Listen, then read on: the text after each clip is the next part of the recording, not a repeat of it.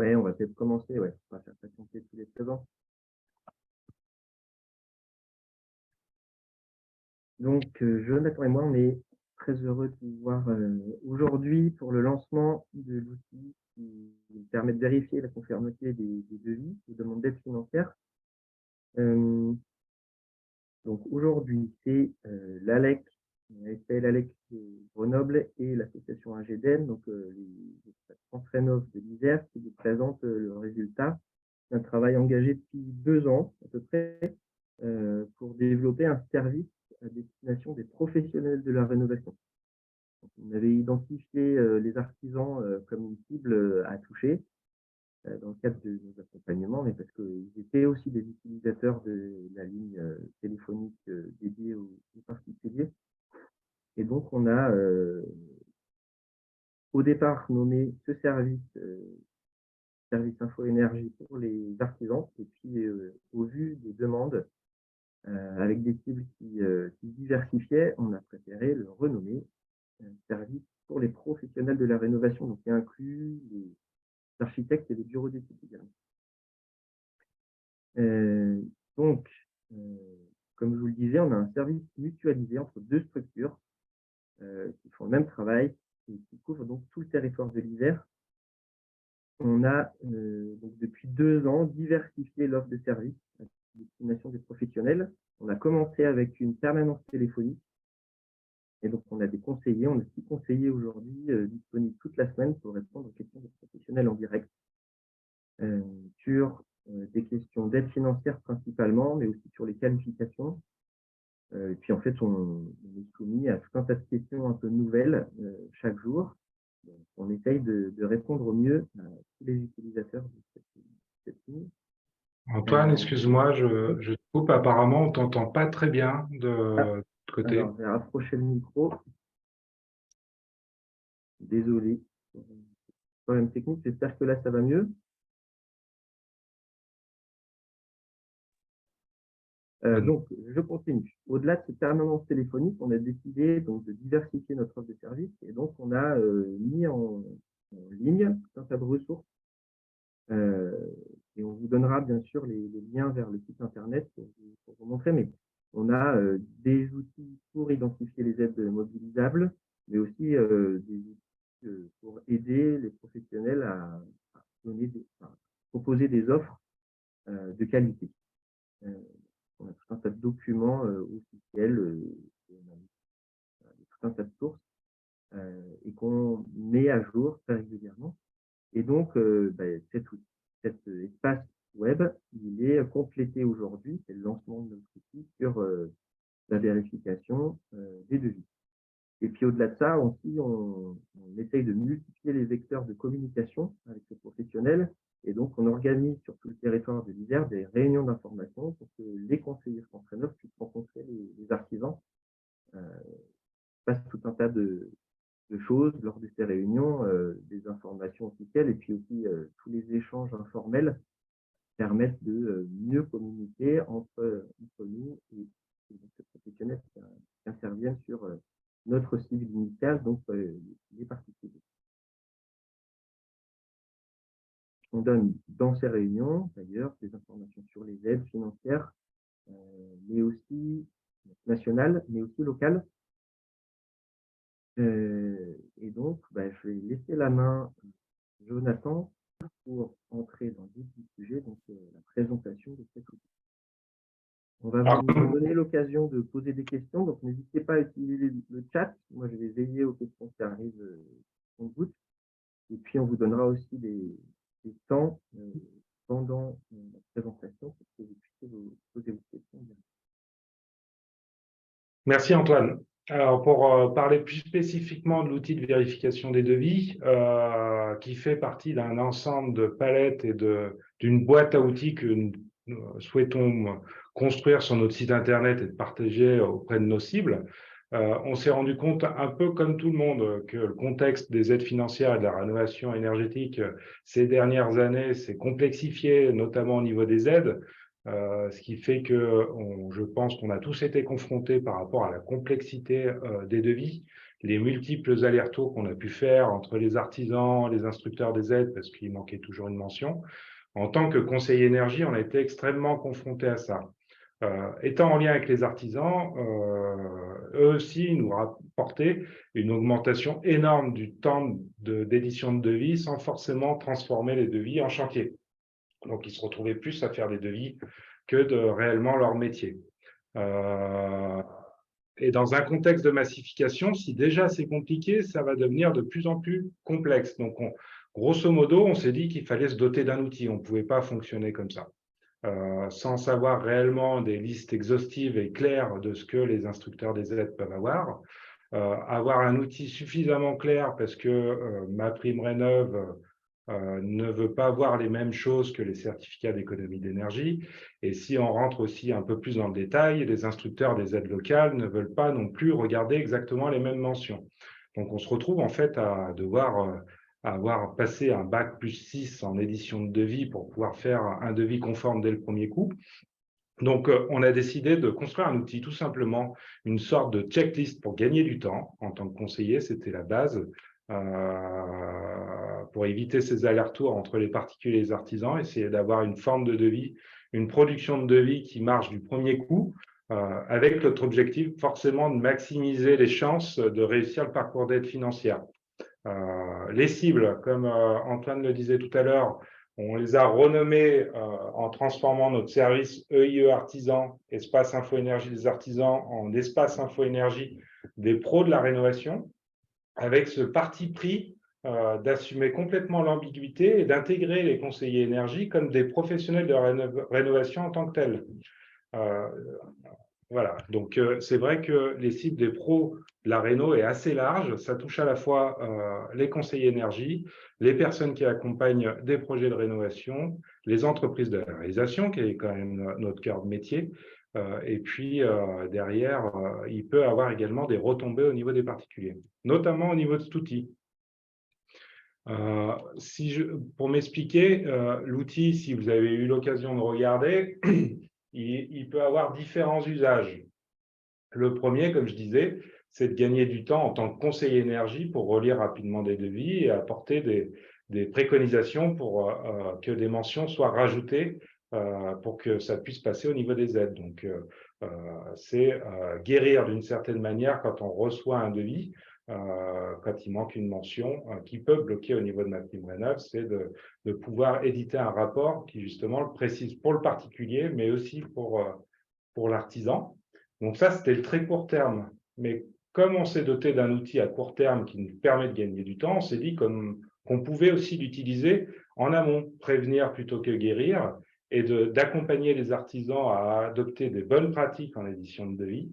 Donc, utiliser cet outil en amont pour qu'eux puissent préprogrammer leur logiciel d'édition de devis dès le départ pour automatiser le maximum de choses et éviter, encore une fois, les allers-retours. Donc, vous voyez qu'il y a un court terme et un moyen terme. Le court terme, c'est avoir l'info la plus juste à l'instant T, parce qu'on sait que les aides financières évoluent très vite. Ce qui est juste aujourd'hui ne le sera pas dans une semaine. Donc, ça nécessite une veille assez précise des mentions qui doivent figurer dessus. Et puis, à moyen terme, malheureusement, les artisans ont aussi besoin d'être accompagnés sur comment éditer un devis conforme au sens de la loi, mais conforme aussi pour les aides financières. Donc, ces deux approches-là. Tout à l'heure, je notais dans la diapo précédente qu'il y avait également les particuliers. Si on a construit un outil partagé et disponible sur Internet, que nous sommes capables de relire, hein, c'est une checklist, il n'y a rien de compliqué en soi, on pourrait même imaginer que le particulier, dans un contexte de massification forte de la rénovation, soit obligé d'une certaine manière d'être autonome et relise lui-même ses propres devis. C'est un peu plus délicat parce que si vous avez pu parcourir l'outil, vous êtes rendu compte qu'il y avait quand même pas mal de mentions administratives et techniques à faire figurer, et quand on n'est pas du métier, c'est pas simple. Mais il y a cette idée quand même de rendre les choses et les particuliers, les bénéficiaires, plus autonomes. Pour rentrer un peu plus dans le détail et la présentation de l'outil, il y a la manière dont on l'a développé en interne, un profil dédié pour les professionnels extérieurs et un profil dédié pour les conseillers énergie avec un peu plus de fonctionnalité. Je vais vous présenter le premier à destination de l'extérieur, en tout cas des professionnels de la réalisation, qui amène ici. Alors, vous voyez que c'est assez simple. On a voulu le faire assez intuitif. Ça, c'est la page d'accueil où, avec ce menu déroulant, on ajoute les cordes des postes de travaux justement à vérifier à chaque fois. Si on prend par exemple les combles perdus, on se rend compte que ça ouvre plusieurs accordéons entre les mentions administratives obligatoires pour les aides financières, donc qui doivent absolument apparaître sur le devis au risque de se faire retoquer s'ils sont absents. Il y a également d'autres mentions obligatoires au sens de la loi, mais qui aujourd'hui ne posent pas de problème pour les aides financières. Dans un souci de justesse et d'exhaustivité de l'outil, on les a quand même mis au cas où. Il y a des mentions intéressantes comme la mention la gestion des déchets, qui n'est pas inintéressant quand on travaille en lien avec les entreprises d'un territoire. L'autre raison, c'est que du jour au lendemain, les instructeurs des aides peuvent très bien demander ce critère qui soit rédhibitoire pour les aides financières. Donc, si nous ne commençons pas à prévenir dès le départ, voilà, ça veut dire retravailler à chaque fois pour les mises à jour. Donc, vous voyez, vous avez plusieurs accordéons qui permettent d'ouvrir en fonction des cas et de vérifier certaines mentions. Elle est toute simple, c'est qu'en relisant votre devis et que vous voyez que cette mention devis apparaît réellement sur le document, vous avez juste à cocher. Et logiquement, si tout est vert, ça veut dire que les chances de passer dès le premier coup pour l'instructeur des aides sont au maximum. Ensuite, vous avez la partie technique, où là, c'est un peu plus délicat, et c'est pour ça que les postes de travaux sont séparés. Il y a des parties communes à tous les postes de travaux, c'est notamment le cas pour les mentions administratives, mais pour le technique, il faut avoir une approche un peu plus spécifique. Donc là, il faut également vérifier, il y a les mentions qui doivent être bonnes pour MaPrimeRénov', pour les C2E. Nous avons rajouté une partie recommandation du conseiller énergie. Il pense à isoler 100%, choisir du biosourcé, mettre en place une membrane frais-vapeur, des aspects qui ne sont pas forcément obligatoires pour les aides, mais qui sont des éléments importants pour nous au quotidien quand nous conseillons les projets que nous accompagnons. Et puis, une partie point de vigilance par rapport aux différents contrôles que les instructeurs des aides peuvent mettre en place. Donc, des choses qui, en soi, ne sont pas obligatoires dès le premier niveau, mais qui deviennent importantes s'il y a contrôle. Donc, on les a intégrées à cet endroit-là. Je pense notamment au parcours de rénovation globale. Il y a pas mal de mentions et de points de vigilance qui sont intégrés dans cette catégorie-là. Donc, pour un artisan, l'usage, parce que cet événement, ce webinaire aujourd'hui était quand même dédié à la base pour les artisans de notre territoire. Vous voyez que majoritairement, si vous regardez, c'est davantage des conseillers énergie, des CIE, en tout cas du réseau France Rénov qui s'est mobilisé aujourd'hui. Donc, avec Antoine, ça nous a demandé un peu de modifier notre PowerPoint. Mais en tout cas, l'artisan, si vous lui présentez l'outil, le service administratif peuvent très bien récupérer toutes les mentions de chaque poste de travaux pour programmer leur logiciel de compta, pour automatiser le maximum de choses. Après, il y aura toujours une histoire de cas par cas. Voilà, en rénovation, on ne peut jamais être automatique et précis dans tous les cas de figure. Il n'empêche que ça, c'est la majeure des mentions qui bloquent au niveau des aides financières. Donc, ça permet de gagner beaucoup de temps à ce niveau-là. La possibilité d'éditer des rapports, c'est une fonction qui nous tient à cœur aussi en tant que conseiller, c'est-à-dire qu'il y a une trace qui reste. L'autre raison, c'est que l'outil a été assez complété de différents points d'interrogation qui précisent les mentions. Il y a au niveau de la date de prévisite, de la validité du devis, la date de validité de devis, les mentions de déchets, il y a pas mal de raccourcis, de liens au niveau des textes de loi. Au niveau du rapport, ça apparaît de manière textuelle. Donc, c'est un outil qui est assez dense, qui nécessite de rentrer un peu dedans, qui peut faire peur au premier abord, je ne vais pas vous le cacher. mais par la pratique, ça nous a permis de gagner énormément de temps.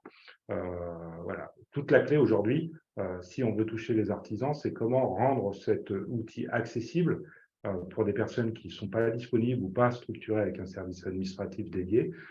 Donc, c'est tout le travail qu'on fait en parallèle avec Antoine quand on met en place ces réunions d'information de bonnes pratiques en édition de devis, où on accompagne un peu plus justement les artisans à prendre en compte ces mentions.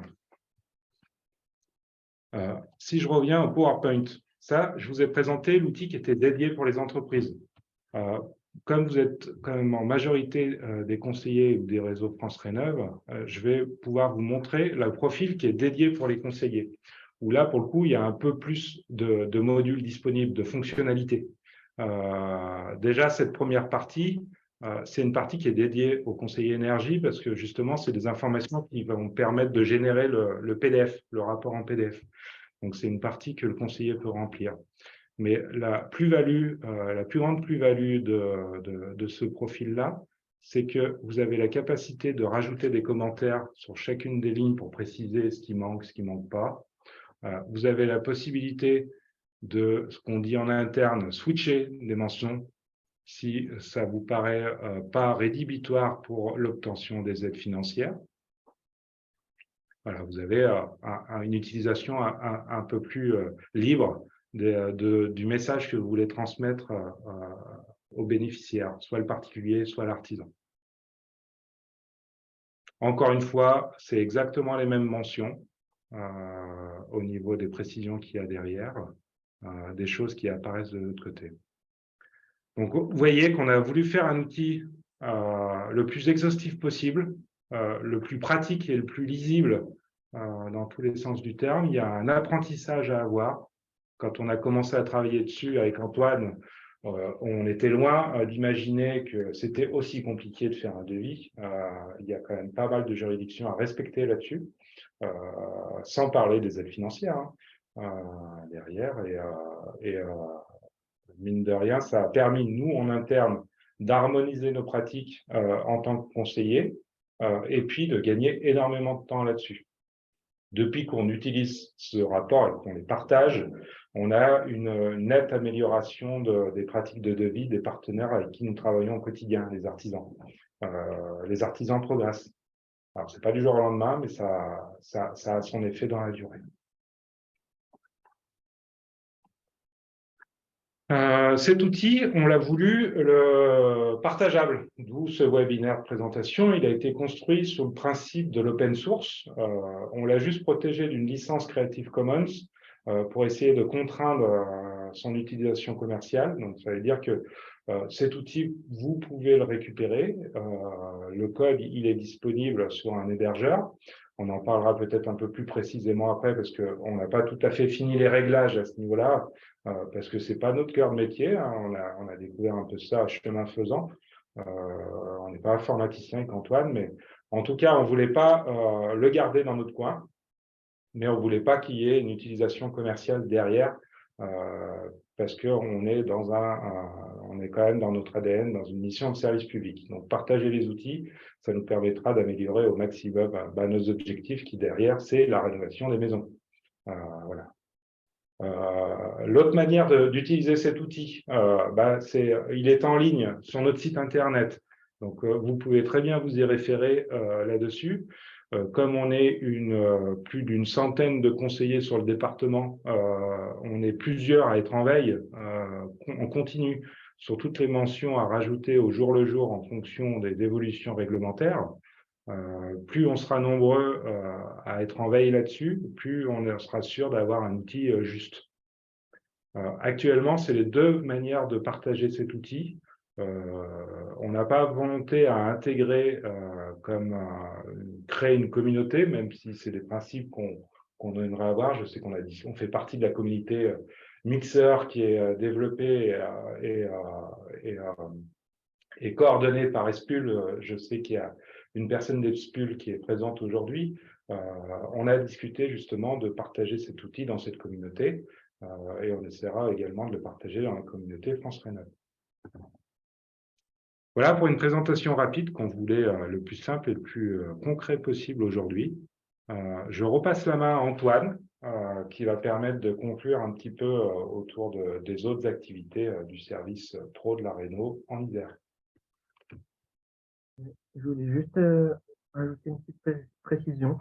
Il y a un onglet sur cet outil qui permet de rentrer en contact avec nous directement. Il ne faut pas hésiter à utiliser cet onglet-là pour nous envoyer des messages. C'est-à-dire, s'il y a un problème, s'il y a une question, on est disponible via ce contact. Je vais vous le montrer par la pratique. Ouais. C'est tout simplement cet onglet contact qui est là. Il y a un formulaire de contact qui envoie directement le mail sur notre boîte mail, tout simplement. Ouais.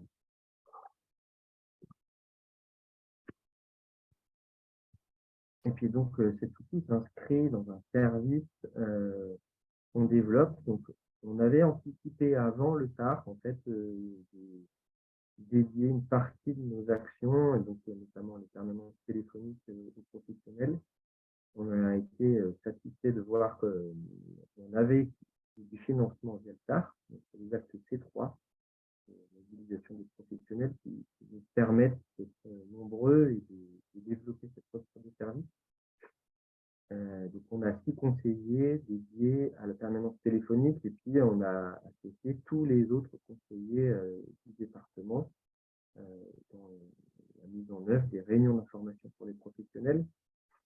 Récemment aussi, on a postulé dans le cadre du programme Oscar pour devenir formateur de référents qui vont s'adresser directement aux artisans pour qu'ils puissent poser les questions sur les aides financières. Donc ça, c'est un autre mode de financement, c'est un programme C2E, et donc on a mis en place un partenariat avec le Greta de Grenoble pour assurer les formations, et donc la première session, ce sera le 12 décembre 2020. Très. Donc on vous met là les coordonnées de notre service, donc la ligne téléphonique, c'est la ligne dédiée aux professionnels de la rénovation. On a une adresse internet, enfin une adresse mail, pardon, et puis le lien vers le site. Donc on vous enverra la présentation. Cette présentation, d'ailleurs, je ne l'ai pas dit en début de présentation, mais elle est enregistrée. Elle sera consultable aussi assez vite. Mais vous pourrez, avec l'envoi du support, aller cliquer sur les liens pour actifs. Donc on est 2 à être responsables. Voilà, présenter le service aujourd'hui. Et puis on a tenu à mettre en lumière aussi tous les partenaires. Sans le financement des collectivités et du département, on n'aurait jamais réussi à mettre en œuvre tout ce service-là. Donc c'est pour illustrer qu'on est soutenu localement et aussi que c'est pas toujours évident de fonctionner avec tous ces partenaires. Mais c'est important qu'on puisse communiquer, développer le service. Et c'est dans ce cadre-là qu'on a souhaité aussi, pour le lancement de l'outil de vie, partager au plus grand nombre. Donc on est disponible donc, via nos téléphones et nos adresses mail pour répondre à vos questions. Ce qui serait bien aussi, c'est qu'on vous donne un peu le temps. Là, aujourd'hui, on a voulu faire une présentation rapide, mais aujourd'hui, vous avez l'occasion de poser vos questions directes. Donc, il ne faut pas hésiter, soit via le chat, soit en prenant la parole, comme ça. Donc voilà, là maintenant, c'est à vous. Il y a déjà une question sur le chat qui nous demande si c'est envisageable de relayer l'outil sur un train Rénov, sur la communauté de France Rénov. Donc, comme je disais tout à l'heure, tout est possible. La compétence d'informaticien, nous, on l'a appris un peu chemin faisant, c'est pas notre métier. Donc, on est preneur de toute sollicitation. Voilà. Comme je vous dis, le code est en open source, il y sera disponible. Si vous avez la compétence en informaticien pour le développer en interne, il faut le faire en respectant le principe de notre licence, à savoir ne pas commercialiser la production de rapports. Mais tout est jouable, tout est jouable. Après, nous, en interne, il a été construit de sorte qu'on puisse proposer des profils. Donc, le principe de communauté, il est déjà intégré à l'architecture de l'outil. Mais oui, c'est une bonne suggestion, c'est une bonne idée. Je suis d'accord avec David Ponce également. Mais on ne le fera pas gratuitement, j'ai envie de dire. Donc, on est ouvert à toute sollicitation pour le développer dans ce sens. Pas fermé, en tout cas. C'était la seule question du chat. Donc, Viviane a levé la main. Ouais, merci pour la présentation. Je vais faire ma rafale de 3 questions. Je trouverais intéressant que vous nous en disiez un petit peu plus sur les retours que vous avez des artisans sur l'outil. Puisque vous avez dit que vous le présentiez et puis qu'il commence à être utilisé. Donc, voilà, quel retour concret vous avez. J'ai une deuxième question sur ma prime rénov. J'ai réagi quand je voyais le nom et le prénom du client. Puis quand on suit un petit peu les déboires sur ma prime rénov, il suffit que ce soit le nom de madame, pas le nom de monsieur, et que derrière le RIB, ce ne soit pas le même. Enfin bon. Et si je suis un petit peu marrante, je vais dire, est-ce que vous avez l'intention de former les instructeurs MPR ou est-ce que ça ne pourrait pas être un outil pour eux, quoi pour ne pas interpréter à leur façon et à leur sauce. Bon, c'est un peu une blague, mais pas tant que ça. Et puis, donc, quel rapport vous pouvez avoir avec l'ANA là-dessus? Et puis, la troisième question, c'est une question, une suggestion, et puis peut-être l'annonce que je reviendrai vers vous, parce que dans les commentaires il y a des choses techniques, et moi, je travaille en ce moment sur la recherche sur le BBC par étapes.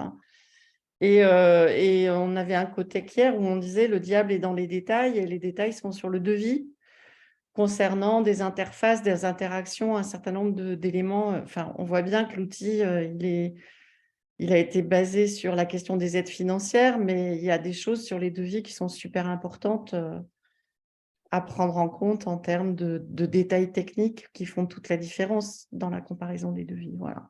Excusez-moi pour trop de questions, mais… Je peux prendre la main si tu veux, Antoine. Oui. Au niveau des retours des artisans, comme pas mal de monde, ça effraie tout le monde, cette liste. Après, passer cette première inquiétude, c'est aujourd'hui la seule liste exhaustive disponible pour avoir le maximum d'informations. Donc, assez vite, la plupart des personnes que nous rencontrons, ils voient un intérêt. C'est juste qu'il faut être disponible, il faut avoir le temps de les lire. En tout cas, les formations qu'on a mises en place, ça permet d'expliquer certaines mentions que les artisans ne comprennent pas pourquoi on les demande. Pourquoi on demande 100% de la toiture isolée, pourquoi on demande le frein vapeur. Il y a toujours une raison en fait au niveau des aides financières et c'est pas que du pur administratif. En gros, on essaye de dire que l'élément de vie est le document qui permet de comprendre ce qui va se faire en pratique. Alors, ça ne dit pas tout et effectivement, le diable se met dans les détails. Et je ne vais pas vous cacher que quand on l'a fait relire à des juristes, ils ont pris peur, les juristes, parce que ça va loin, ça va très loin. Ensuite, malheureusement, c'est des mentions qui sont obligatoires, qui doivent apparaître. C'est j'ai presque envie de dire, le minimum syndical à mettre sur les devis aujourd'hui. C'est loin d'être suffisant pour détailler tous les points de détail qui amèneraient à une rénovation performante, et ça, je vous suis là-dessus, à savoir les interfaces, comment est mis correctement le frein vapeur, parce que c'est pas tout de noter. Si c'est mal mis, c'est pas forcément performant. Ça, on l'a en tête, et ce sera sans doute d'autres développements à venir abonder. Donc, il se veut juste à l'instant T, il se veut surtout modifiable au fur et à mesure au niveau des objectifs. Pourquoi pas former l'ANA?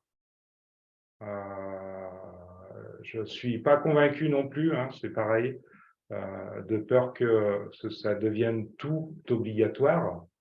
L'intérêt, c'est que c'est quand même utilisé par les conseillers énergie aujourd'hui qui savent faire la part des choses. On n'est pas simplement des robots. On essaye de comprendre en fait la réalité du projet vers quelques mentions en essayant de sécuriser au maximum les demandes d'aide financière. Donc, il y a toujours un jeu de compromis, d'où le switch que j'expliquais tout à l'heure. Il y a parfois, ça ne sert à rien d'insister sur les mentions déchets, ça ne sert à rien de faire retarder le projet sur cette mention, même si on sait que c'est obligatoire au niveau national. Donc, il y a cette capacité d'usage de l'outil en tant que tel. Mais au moins, ça nous permettrait d'avoir une base commune de mention, parce que parfois, certains retours de MaPrimeRénov', on n'est pas certain de la véracité des retours de certains instructeurs. Donc, on avance chemin faisant, c'est un peu ça. Donc, c'est vrai que si on avait une base commune figée et claire pour qu'on puisse communiquer, je pense qu'on gagnerait pas mal de temps d'un côté comme d'un autre. Voilà, globalement. Après, sur les retours d'artisans, j'ai une expérience un peu plus précise parce que en faisant partie de l'agence locale de l'énergie de Grenoble, l'ALEC, à Grenoble, on a mis en place une plateforme de rénovation qui s'appelle Murmure, que peut-être que vous connaissez. Et dans ce cadre-là, on fonctionne comme une plateforme classique où on a labellisé des entreprises que nous proposons à nos particuliers. Ce qui veut dire qu'on a quand même une communauté de travail avec des personnes, des artisans avec qui nous travaillons depuis plusieurs années. Donc là, c'était un peu une autoroute, si vous voulez, pour développer cet outil et former les entreprises. Donc, le climat de confiance, il était là. Mais en souterrain, l'objectif du service pro de la rénovation, il est clair que c'est de créer un climat de confiance avec les entreprises. Si l'espace info-énergie pour les particuliers s'est très bien développé et a explosé ces dernières années, les services dédiés pour les entreprises dans le cadre de la rénovation énergétique, ce n'est pas encore présent. Il y a peu de sollicitations. Et souvent, on est mal perçu vis-à-vis des artisans. Donc, il ne faudrait pas non plus leur faire peur. Et ça passe par le contact au niveau local, ça passe par des formations, des invitations, montrer qu'on n'est pas là pour les contrôler, rajouter des contraintes, mais on est plutôt là pour leur donner l'information pour qu'ils ne soient pas bloqués au quotidien. Donc, c'est la posture qu'on a au quotidien, et ça, s'ils sont disponibles et que le contact se crée, ça marche très bien. La hotline téléphonique, où il y a des permanences tous les jours et un conseiller disponible pour répondre aux professionnels en fonction de ces problématiques, que ce soit des aides, des qualifications RGE, permet d'avoir un flux assez vif dans notre territoire pour discuter convenablement avec les artisans. Et si on répond à un besoin, à une question, à une problématique, à partir de là, l'artisan a confiance et on peut commencer à dérouler toute notre palette qu'on propose, notamment cet outil-là. Voilà pour répondre aux 3 questions de Viviane. Ouais. Je vais préciser une chose, c'est que c'est vrai que dans le développement du service, on s'est dit qu'il fallait être bien perçu, créer de la confiance et donc parler du sujet qu'on est censé maîtriser, conseil, donc les aides financières. Mais l'objectif, bien sûr, c'est d'aller vers les questions techniques. Tout outil nous permet d'aborder les aspects techniques. Voilà.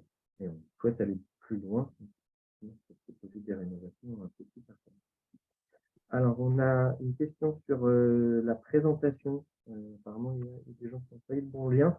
Donc, cette présentation, d'abord, elle est enregistrée, donc on pourra la mettre à disposition. Et puis, d'autre part, on va envoyer le support à tous ceux qui se sont inscrits. Donc, vous aurez l'occasion d'y revenir sans problème, sous deux formes différentes. Il y a d'autres questions.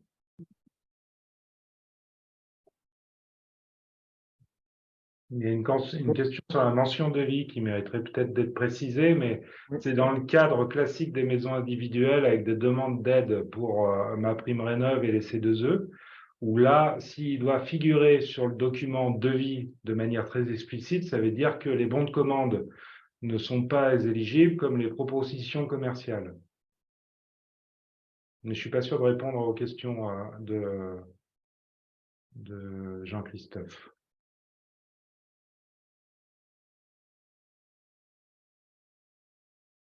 OK.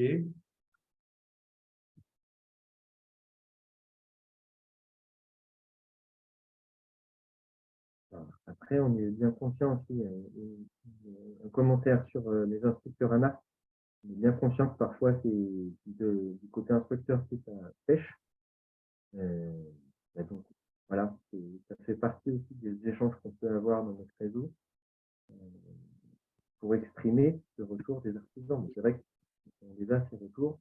Aujourd'hui, on n'a pas la main, mais on essaie d'œuvrer pour fluidifier tout ce parcours et on intègre aujourd'hui les artisans, ce qu'on ne faisait pas.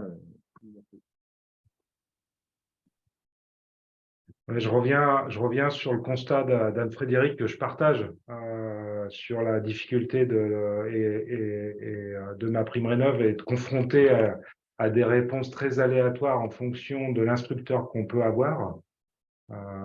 C'est vrai qu'on est confronté là-dessus, de moins en moins, parce qu'on commence à progresser quand même chemin faisant en fonction, au bout d'un an et demi, on commence à comprendre un petit peu, mais il reste toujours des zones d'ombre sur certains aspects, et notamment comment nommer un poste de travaux entre toiture rampante, toiture rampante, voilà, ce genre d'aspect où il est très difficile de demander à un charpentier si les rampants sont réellement en pente ou pas, malgré la demande de MaPrimeRénov'. Donc ça, j'ai jamais pris le risque de demander ça à un charpentier, mais c'est vrai que on se retrouve avec des relectures un peu délicates comme ça, parce que MaPrimeRénov' a inventé parfois des vocables qui sont pas justes par rapport au métier. Quand on le sait, c'est bien. On essaye de faire attention sur les mentions qu'on peut mettre. C'est un jeu de compromis à trouver. Quand on ne le sait pas, c'est sûr qu'on sera confronté à un dossier retoqué. S'il est retoqué sur des raisons justes, parce qu'on se base sur une lecture précise des textes de loi quand même dans cet outil, voilà, il faut qu'on comprenne là où ça a pêché, on amendera l'outil en conséquence.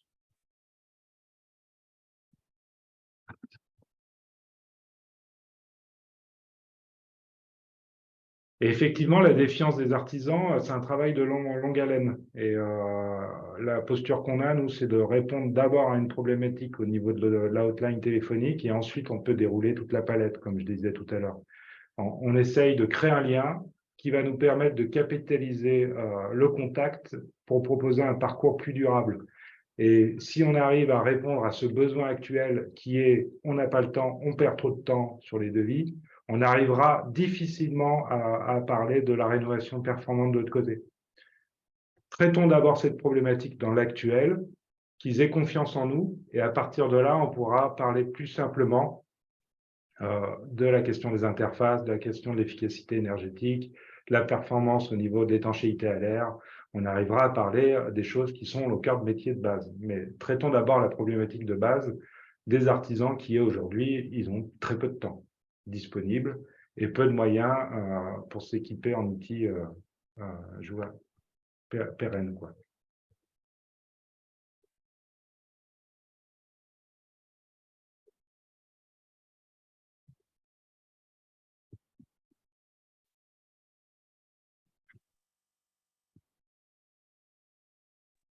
Et justement, par rapport à la pérennité de l'outil, vous allez le mettre à jour en janvier, parce qu'on sait qu'on va avoir déjà des modifications.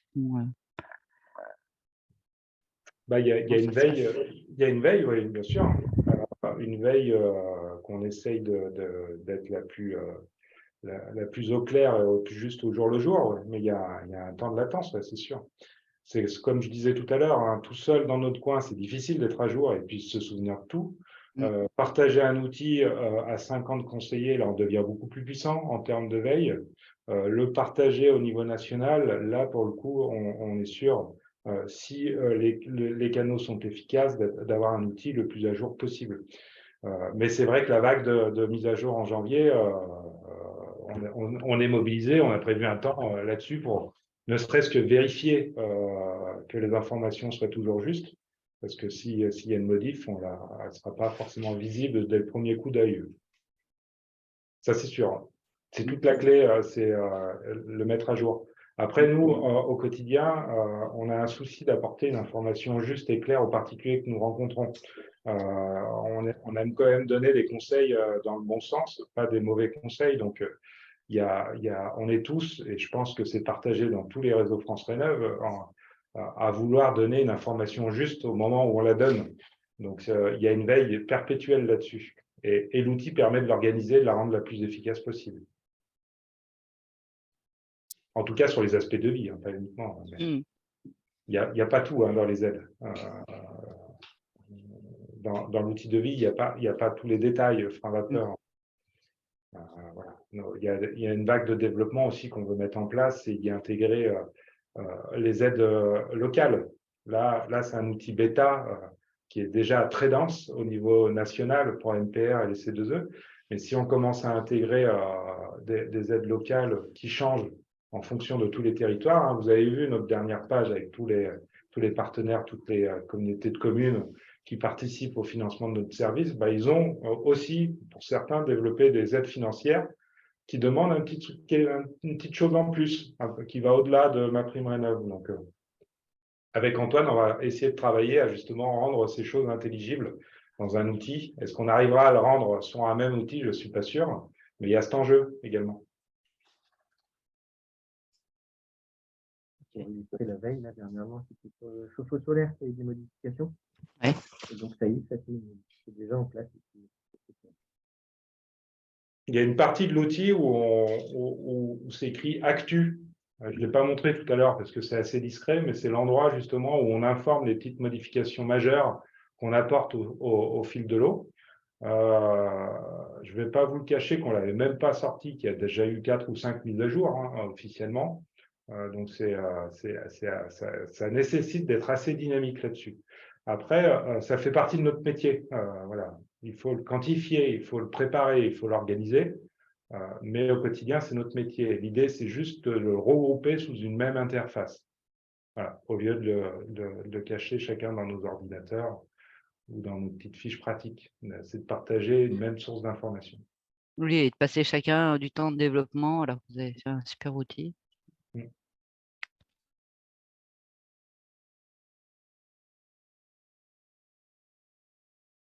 Après, Jean-Christophe, manifestement, malheureusement, vous n'avez pas de micro. Alors, je ne suis pas sûr de saisir votre question. Je ne sais pas si Antoine, tu peux m'aider. Alors, pour moi, oui. Pour moi, si c'est pour une demande d'aide, on produit des pièces, c'est quoi ces devis? Je ne sais pas comment des documents du marché peuvent suffire pour faire des demandes d'aide. Par ailleurs, les maîtres d'œuvre dans le parcours des particuliers qu'on suit, ils sont assez rarement intégrés dans les projets. Voilà, donc on a assez peu à faire à des maîtres d'œuvre qui produisent ce type de documents. Mais moi, j'exige en tout cas, dès qu'il passe un maître d'œuvre, d'obtenir des devis conformes.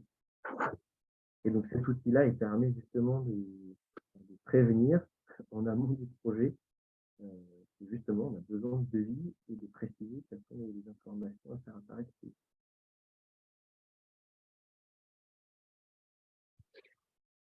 Si je peux rebondir aussi sur une question du BBC, rénovation des interfaces, la rénovation performante.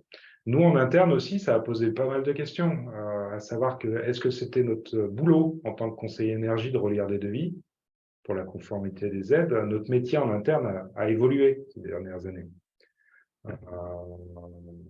La posture qu'on a, c'est ne pas perdre de temps sur cette vérification des devis pour qu'on puisse être disponible sur les questions importantes de la rénovation performante.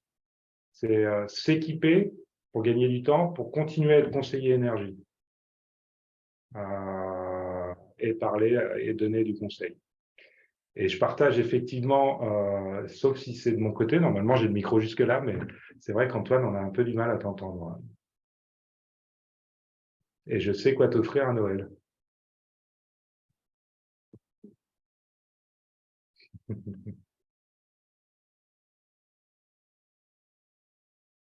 Voilà, s'il n'y a pas d'autres questions, on peut clôturer quand même. Sur d'autres territoires, a priori, ils avaient mis en place des cadres de devis formatés. Est-ce que moi, il me semblait que ce serait quelque chose qui serait peu acceptable par les entreprises. Est-ce que vous avez déjà envisagé ça? Et est-ce que vous en avez déjà parlé avec des artisans?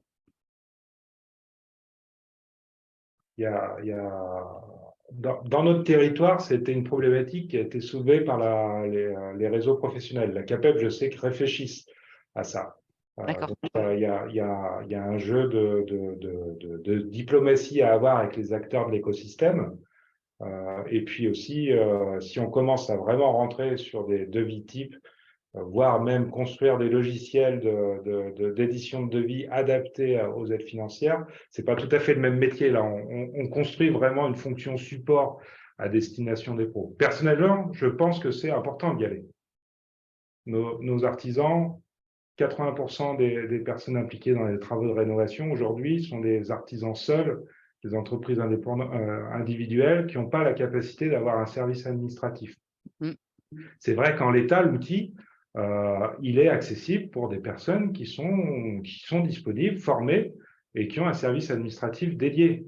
Un artisan en tant que tel n'a pas tellement de temps d'accorder du travail là-dessus, et c'est sûr que si on leur proposait quelque chose clé en main, ce serait beaucoup plus facile.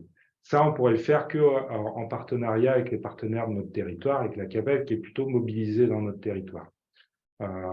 Après, nous, en termes pédagogiques, on a quand même abordé les choses parce que cette formation qu'on a développée de bonnes pratiques en édition de devis, il y a l'idée de quand même générer des Excel assez simples de devis type sur lesquels ils pourraient utiliser. Mais on n'a pas les moyens d'investir au point de développer un outil dédié. En tout cas, pas tout seul. Ça a été discuté, mais pas tout seul. Ça existe, je crois, dans certains réseaux type Synertiel, et comme ça, c'est tout de suite relié à un logiciel de C2E ou quelque chose comme ça. T'es malade? Si je peux me permettre, moi, pour avoir fait du terrain chez pas mal d'artisans, ils ont chacun leur système de gestion aussi. Parce qu'en fait, c'est pas juste, c'est relié à leurs commandes, au suivi de chantier, enfin plein de trucs. Et donc, chacun a bricolé son truc dans son coin aussi. Et donc, et le devis n'est pas détaché du reste du système de gestion de l'entreprise, même chez des petits artisans, en fait. Là où on est confronté avec Antoine, moi, en tout cas pour ma part, j'ai déjà eu au téléphone des artisans qui me faisaient ce retour. L'accompagnement qu'on a eu au téléphone, c'est de leur montrer que tout logiciel, quel que soit l'outil qu'ils ont mis en place, ont forcément une partie qu'ils peuvent adapter. Il faut juste les accompagner à qu'ils s'approprient l'outil qu'ils utilisent. Tout logiciel sérieux a une partie qu'ils peuvent modifier pour ajouter une mention, on peut rajouter des dates, on peut rajouter tout un tas de choses. C'est des Excel améliorés d'une certaine manière. Donc, c'est vraiment possible de le faire, et même sur les versions gratuites. Donc, c'est juste les épauler justement sur ces genres de choses, parce que la première réaction qu'on a, c'est « mais mon logiciel est comme ça, je ne peux pas le modifier ». Et en fait, non. Voilà, il faut juste arriver à faire ce sursaut. Il est modifiable forcément, on va prendre le temps d'essayer de le trouver ensemble. Voilà. Là, pour le coup, on est quand même assez éloigné de notre métier. Oui, mais quand ça fait 5 allers-retours qu'on fait pour Oui. l'application de devis, on en arrive à ces situations-là. Après, c'est du contact téléphonique, donc ça ne dure pas 1h30. C'est juste qu'ils prennent conscience des moyens qu'il a à sa disposition. Non, mais c'est vraiment chouette que vous ayez le temps de le faire, mais voilà, ça pose question, quoi. Sur le tout numérique.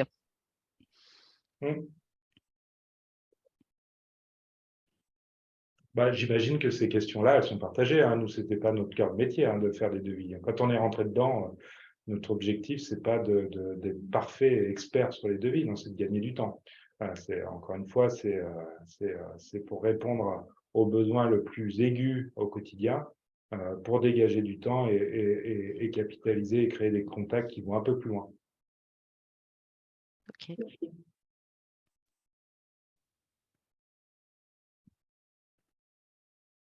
Bon, je peux encore répondre à une ou deux questions si vous le souhaitez, mais on s'était dit qu'une heure, c'était un temps suffisant pour une présentation.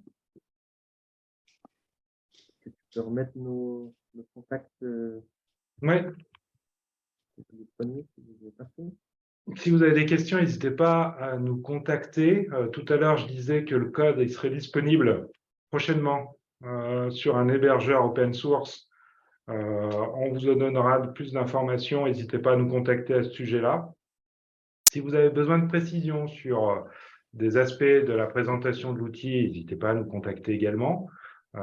Si vous apprenez certaines mentions que vous n'avez pas confiance à faire figurer sur un devis qui apparaît sur cet outil, n'hésitez pas à nous solliciter aussi. C'est notre travail au quotidien avec Antoine de préciser auprès de nos collègues pourquoi on a intégré cette mention.